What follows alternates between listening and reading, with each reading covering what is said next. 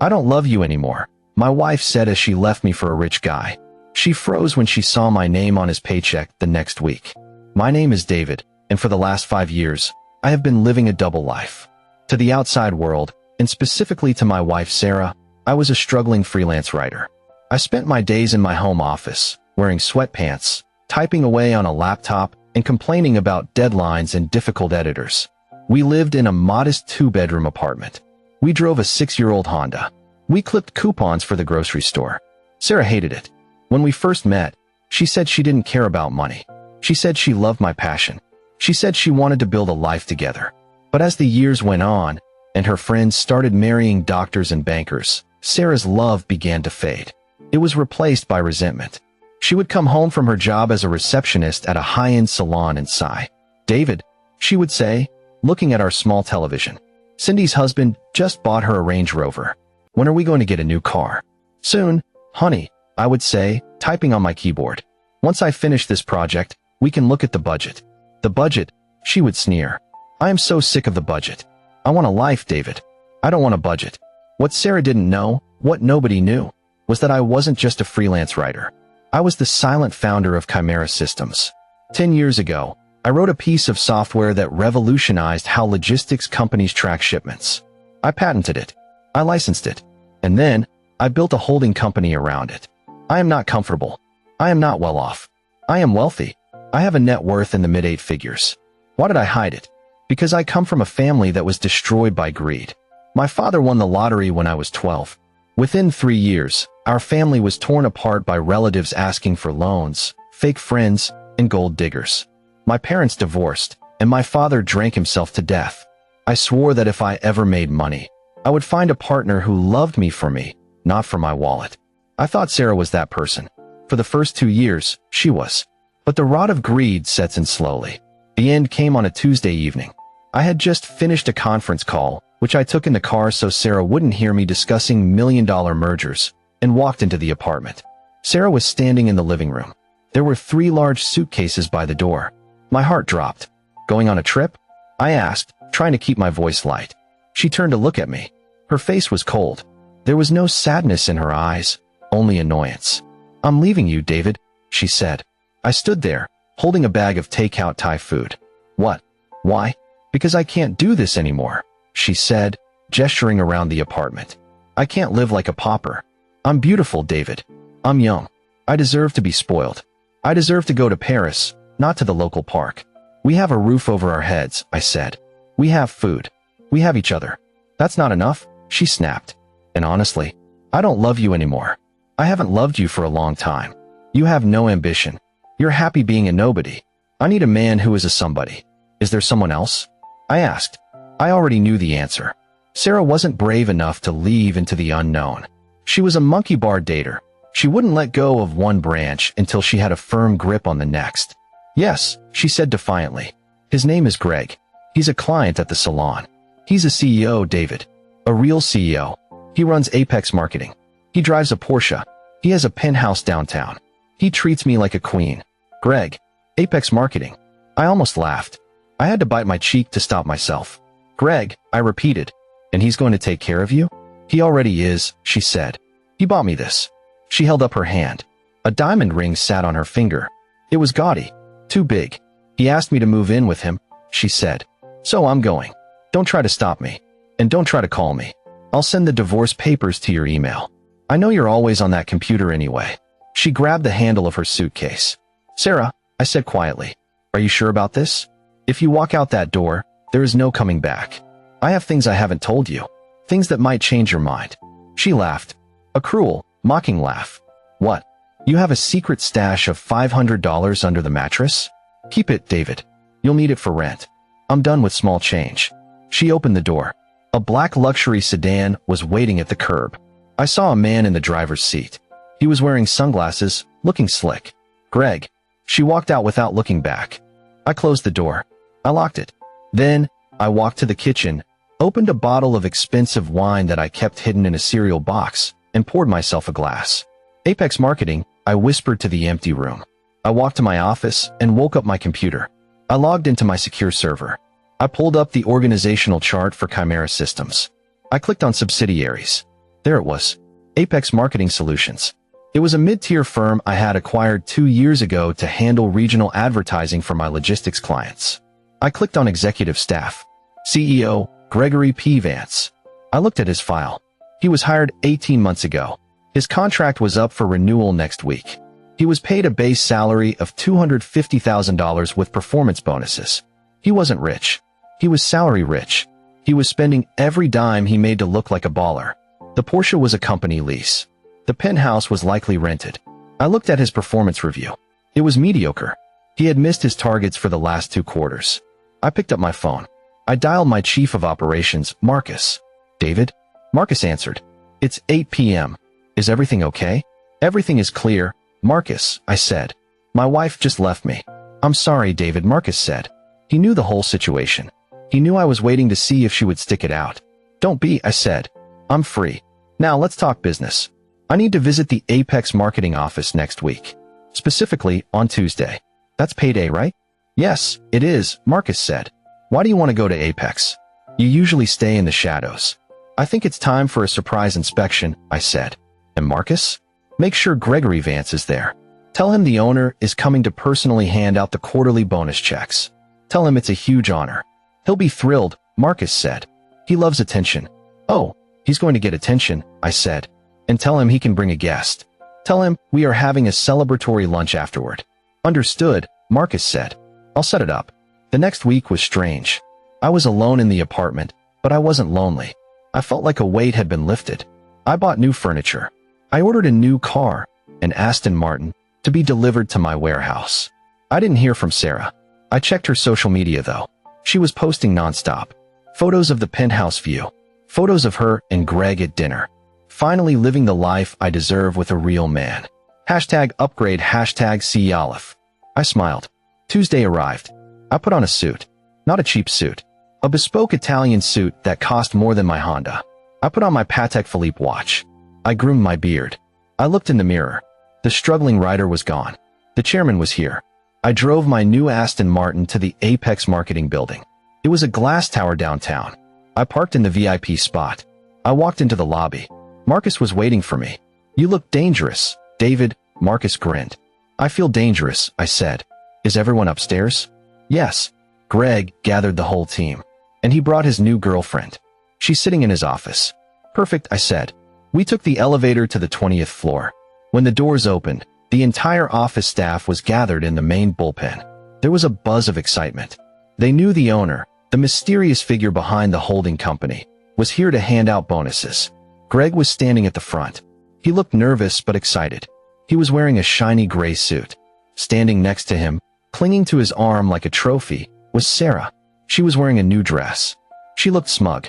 She was scanning the room, enjoying the attention. I stayed around the corner, hidden by a pillar. Okay, everyone, Greg shouted. Listen up. The chairman is here. This is a big day for Apex. We are going to show him why we are the best. Marcus walked out first. Good morning, Marcus said. As you know, Chimera Systems values its subsidiaries. Today, the founder and chairman has decided to personally deliver the executive compensation packages. Greg clapped his hands. Thank you, Marcus. We are honored. Sarah leaned into Greg and whispered loud enough for the front row to hear. See, baby? You're the star. Maybe he'll give you a raise. And now, Marcus said, gesturing to the hallway. Please welcome Mr. David Miller. I walked out. The silence that fell over the room was instant and absolute. I walked slowly, my Italian leather shoes clicking on the polished floor. I didn't look at the staff. I looked directly at Greg. And then, I looked at Sarah. Sarah's face went slack. Her jaw literally dropped. She blinked, shaking her head as if she was seeing a ghost. Greg looked confused. He squinted at me. He had never met me, but he recognized me from somewhere. Maybe a photo on Sarah's phone? David? Sarah whispered. Her voice cracked. What are you doing here? How did you get in? She stepped forward, her shock turning to anger. Greg, this is my ex. This is the loser I told you about. Security. Why is he here? Greg looked at Marcus. Marcus, why is this guy here? This is Sarah's ex-husband. He's a writer. He shouldn't be here. I stopped in front of them. I smiled. It was a cold smile. Hello, Sarah, I said. Hello, Greg. Get out. Sarah hissed. You are embarrassing yourself. Did you follow me here? Are you stalking us? We are waiting for the owner of the company. Sarah, stop, I said calmly. No, I won't stop. She screamed. You are pathetic. Look at you, renting a suit to try and impress me? It's not working. Greg is a CEO. You are nothing. I looked at Marcus. Give me the envelope, Marcus. Marcus handed me a thick, cream-colored envelope. I held it up. Greg, I said, you were expecting your quarterly performance bonus, correct? Greg looked back and forth between me and Marcus. He was starting to sweat. He realized Marcus wasn't kicking me out. Who are you? Greg asked, his voice trembling.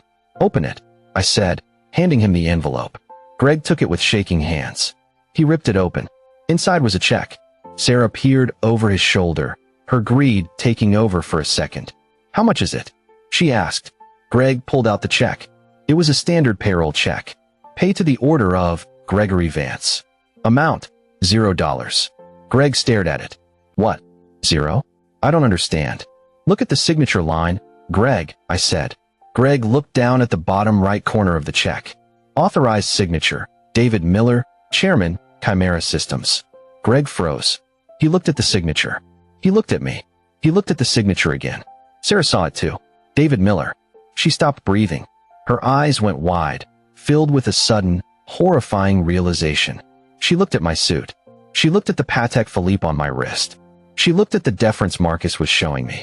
You, Sarah whispered. You are the owner? I am Chimera Systems, I said. I own Apex Marketing. I own the building we are standing in. I own the lease on that Porsche Greg drives. No, she stammered. No, that's a lie. You write manuals. You're broke.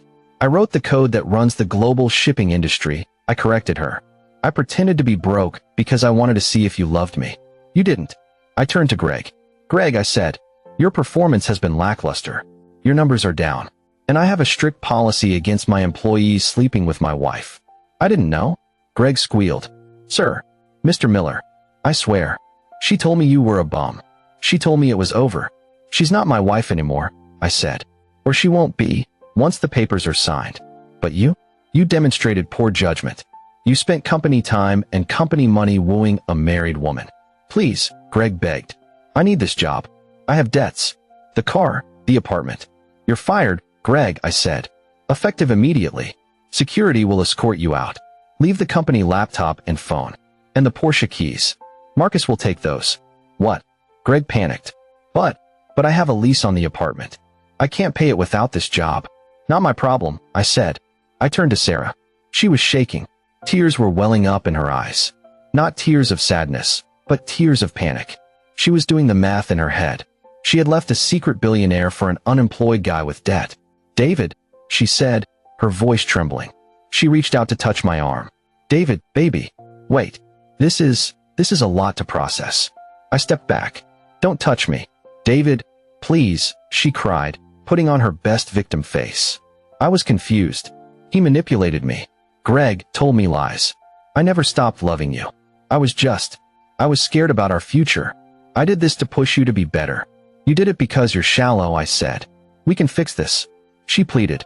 I'll come home. Right now? I'll pack my bags. We can go on a trip? You said you wanted to go to Italy? Let's go to Italy. Just us. I am going to Italy, I said. Alone. You can't leave me. She shrieked, her mask falling off. I am your wife. I am entitled to half. I know who you are now. I'll take you for everything. I laughed. It felt good to laugh. Actually, Sarah, I said, do you remember the prenuptial agreement you signed? That stupid paper? She scoffed. My lawyer said it won't hold up if you had assets. I didn't hide assets from the lawyers, I said. The prenup clearly stated that I had significant intellectual property holdings and that any assets acquired before the marriage remained separate. My company was founded 3 years before I met you. My wealth is protected. You get what we built together. I looked around the room. Which is the Honda, I said, and the furniture in the apartment. Enjoy them. No, she screamed. She lunged at me, but security guards stepped in. You tricked me. This is fraud. You ruined people's lives. You ruined your own life. Sarah, I said, you had a winning lottery ticket in your hand, and you threw it away because you wanted a shiny nickel. I nodded to Marcus. Clear the room. Security grabbed Greg by one arm and Sarah by the other. David, she screamed as she was dragged toward the elevators. I love you. I'm sorry. Don't do this. Greg was crying harder than she was. My Portia. My reputation.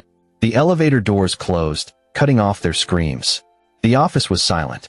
The staff was staring at me with wide eyes. Sorry about the drama, I said to the room.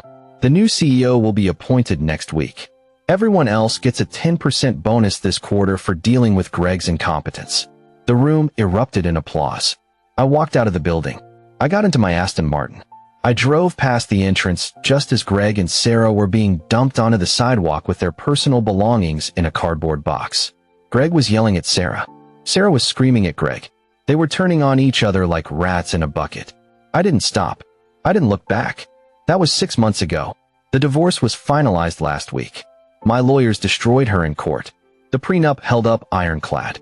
Sarah got nothing but the used Honda Civic. She had to move back in with her parents. I heard she's working at a diner now because the salon fired her for the drama she caused at the Apex office. She tries to call me sometimes from blocked numbers. I changed my number. Greg declared bankruptcy. He lost the apartment, the car, and his reputation. No one in the industry will hire him after they found out he was using company funds to fund his lifestyle. As for me, I'm writing this from a villa in Tuscany. The view is beautiful. The wine is excellent. I met a woman here. Her name is Elena. She owns a small bakery in the village. She doesn't have a TV. She doesn't care about brand names. She likes me because I help her carry the flour sacks in the morning. She thinks I'm a writer on sabbatical. Eventually, I'll tell her the truth. But for now, I'm just David. And for the first time in my life, that's enough.